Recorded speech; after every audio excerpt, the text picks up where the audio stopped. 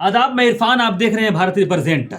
आज उत्तर प्रदेश के गोंडा में डिब्रूगढ़ चंडीगढ़ एक्सप्रेस दुर्घटनाग्रस्त हो गई, जिसमें अब तक 2 लोगों की मरने की खबर है, जबकि बड़ी संख्या में लोग घायल हैं, जिन्हें इलाज के लिए अस्पताल में दाखिल कराया गया है। लेकिन सबसे बड़ा सवाल यह है कि आखिर ऐसे वाकयात आए दिन भारत में क्यों हो रहे हैं?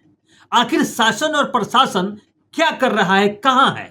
आखिर प्रधानमंत्री जो सदन में खड़ा होकर कहते हैं कि हम अकेले सब पर भारी हैं, वो ऐसे वाकयात को, ऐसे वारदात को रोकने के लिए क्या कर रहे हैं?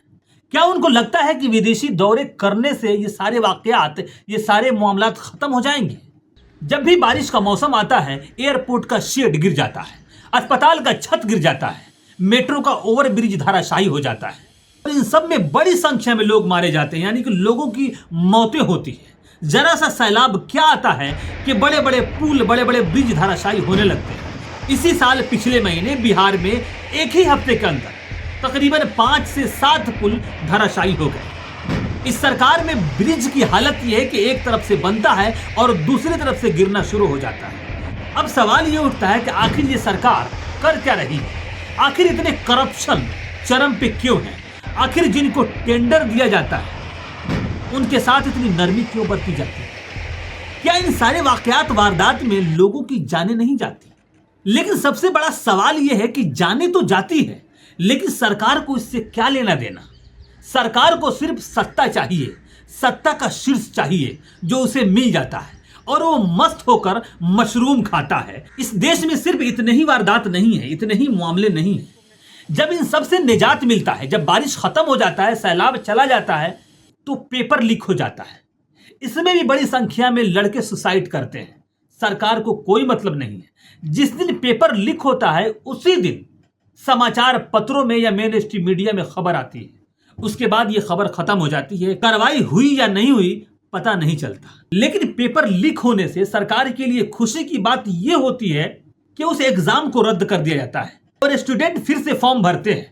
इस फॉर्म के लिए फिर से स्टूडेंट को राशि जमा करना पड़ता है, जो सरकार के राजस्व कोष में इजाफा करता है। अब जरा आप ही सोचिए, जब पेपर लीक से सरकार के राजस्व में इजाफा हो रहा है, तो फिर पेपर लीक कराने वाले मवालियों पर कार्रवाई सरकार क्यों करेगी? यह आप भी सोच सकते हैं, सिर्फ मैं ही नहीं सोच रहा।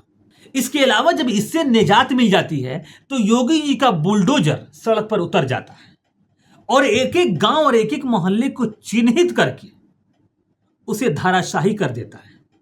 लेकिन इसमें सबसे ज्यादा टारगेट मुसलमानों को किया जाता है।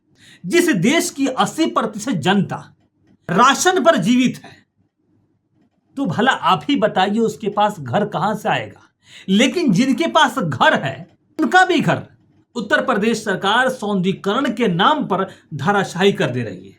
अगर आपको यकीन नहीं होता तो आप जान लीजिए अकबर नगर के साथ क्या हुआ। रातारात पूरे बस्ती को धाराशाही कर दिया गया, और उस बस्ती को तो धाराशाही होना ही था, क्योंकि वो अकबर नगर जो था, और अकबर किसका नाम था ये तो आप भी जानते हैं।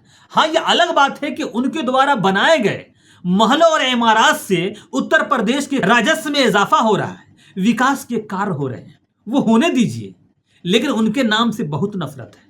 हाँ, ये भी अलग बात है कि हर साल 15 अगस्त और 26 जनवरी को प्रधानमंत्री उन्हीं के बनवाए हुए लाल किला पर जाकर झंडा फहरा आते हैं, लेकिन वहां से उतरने के बाद मुगलों को गाली देना शुरू कर देते हैं। इस देश में इतनी सारी समस्याएं हैं जिसको प्रधानमंत्री और प्रधानमंत्री के जो लोग हैं कैबिनेट में, वो अगर सुलझाने की पूर्ण रूप से कोशिश करें तो 5 साल कम पड़ जाएगा।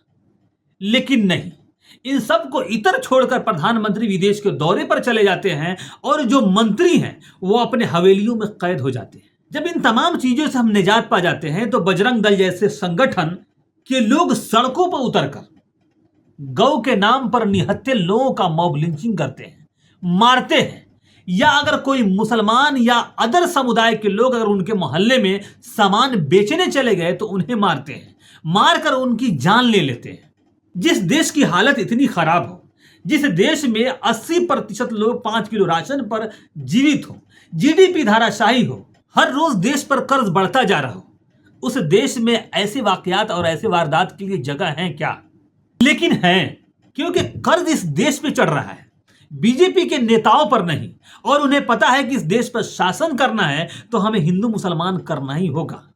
इसीलिए तो उत्तर प्रदेश और उत्तराखंड में यह ऐलान कर दिया गया है कि कांवड़ यात्रा के दौरान जो लोग भी ठेला खोमचा रोड के बाजू में लगाते हैं उनको अपने ठेले खोमचे पर नाम का पोस्टर लगाना होगा। यानी कि कोई मुसलमान अगर ठेला पर सामान बेचता है, उसका नाम सब्बीर है, तो सब्बीर लिखना होगा।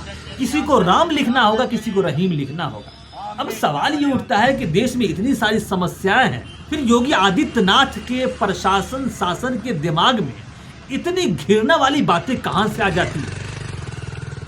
और ऐसी बातों के लिए जगह है कहां? ऐसा तो नहीं कि मुसलमानों के त्योहार नहीं हैं, उसमें भी सारे जाति के लोग सामान बेचते हैं। उत्तर प्रदेश और मध्य प्रदेश और उत्तराखंड को छोड़ दीजिए तो बाकी राज्य में ऐसे ही होता है। फिर वहां ऐसा क्यों नहीं होता? वहां की शासन प्रशासन ऐसे नियम क्यों नहीं लगाते? सिर्फ उन्हीं राज्यों में ऐसा क्यों होता है जिन राज्यों में बीजेपी की सरकार है? उन्हीं राज्यों में ऐसे लोग क्यों उठ खड़े होते हैं जिनको दुकान लगाने से, यानी कि मुसलमानों के दुकान लगाने पर आपत्ति होती है? वो उन्हें मार पीट कर मंदिर के द्वार से भगा देते हैं। हालांकि आपने कभी सुना नहीं होगा कि कोई मुसलमान किसी हिंदू को दुकान लगाने पर भगाया हो, ये कहकर कि ये हमारा त्योहार है, तुम नाम बताकर फिर दुकान लगाओ। चलिए हम आपको एक सबसे बड़ा उदाहरण देते हैं। इस देश का सबसे बड़ा स्लॉटर हाउस मेदक में है, यानी कि तेलंगाना के मेदक में है, जिसके मालिक हिंदू हैं, लेकिन उसका नाम क्या है? अल कबीर। कभी भी मुस्लिम समुदाय ने उसके खिलाफ विरोध नहीं किया, एहतजाज नहीं किया, धरना प्रदर्शन नहीं किया कि आखिर आप बीफ का दुकान चला रहे हैं, कंपनी चला रहे हैं, उसका नाम अल कबीर क्यों है? आप अपने धर्म का नाम रख लीजिए। लेकिन जरा नफरत देखिए उत्तर प्रदेश और उत्तराखंड और मध्य प्रदेश में कि अगर मुसलमान अगर कांवड़ यात्रा के दौरान अगर दुकान लगाता है या अगर ढाबा खोलकर बैठा है तो क्या हुआ अगर उसने अपने ढाबे का नाम आप ही के नाम पर रख लिया? अगर क्या हुआ उसने अपने ठेले का नाम आप ही के नाम पर रख लिया? इससे क्या जाता है? ये तो अच्छी बात है ना कि आपके धर्म के जो देवी देवता है उनका वो प्रचार प्रसार कर रहा है, उन पर उसको यकीन है कि इनका नाम रखेंगे तो मेरा ढाबा ज्यादा चलेगा। लेकिन दिमाग में अगर गोबर भर जाए और अंधभक्ति भर जाए तो फिर इसका कोई इलाज नहीं है। और बीजेपी की सरकार ने ऐसे गोबर भक्त अपने शासन में पैदा कर लिए हैं जिसे ये बातें समझ में नहीं आती। उत्तर प्रदेश और उत्तराखंड में आए दिन ऐसे वारदात और वाकयात पेश आ रहे हैं, लेकिन डबल इंजन की सरकार है, फिर भी उस राज्य का कल्याण नहीं हो रहा है। हिंदू मुस्लिम मंदिर मस्जिद के बगैर उस राज्य के शासन और प्रशासन का काम नहीं चल रहा है। फिलहाल आज के लिए इतना ही, फिर कल हम मिलेंगे दूसरे टॉपिक पर। जब तक के लिए आदाब। अगर आप हमारे चैनल को देख रहे हैं तो सब्सक्राइब एंड लाइक शेयर जरूर कीजिएगा।